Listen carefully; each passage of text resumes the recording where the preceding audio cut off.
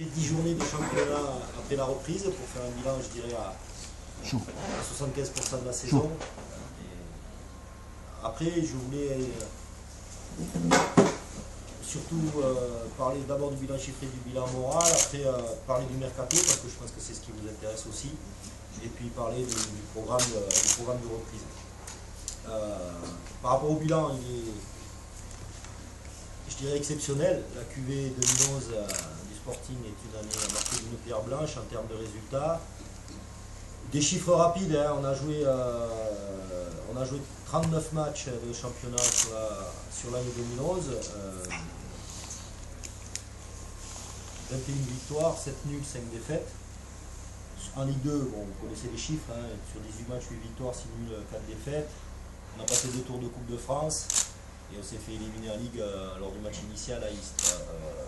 Ce qui me plaît beaucoup, c'est qu'on est vraiment dans une continuité. L'année dernière, on était championne nationale. Cette année, à paramètre constant, comme on dirait, par rapport aux promus, on est premier, on est le meilleur des promus. On est le seul promu qualifié encore en Coupe de France.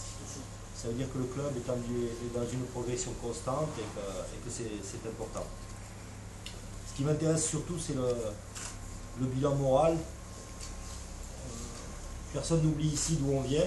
Il y a 18 mois, dans quel état était le club, et aujourd'hui, la santé qu'il affiche, au moins au niveau sportif.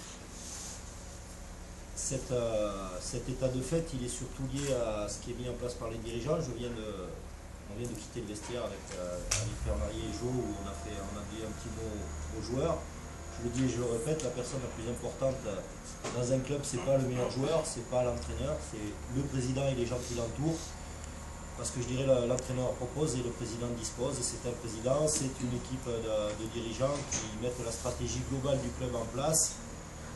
Et c'est cette confiance-là entre, je dirais, à l'intérieur du club, les acteurs que sont les dirigeants, le staff technique et médical et les joueurs, cette confiance réciproque qui fait que le club avance. Et cette confiance, elle est initiée d'abord par les dirigeants. Et voilà, je remercie les dirigeants de la confiance qu'ils accordent au staff technique, de la confiance qu'ils m'accordent et aussi de la pression qu'ils me mettent parfois. Tout comme un entraîneur doit accorder la confiance à ses joueurs, mais toujours être dans une demande et dans une exigence.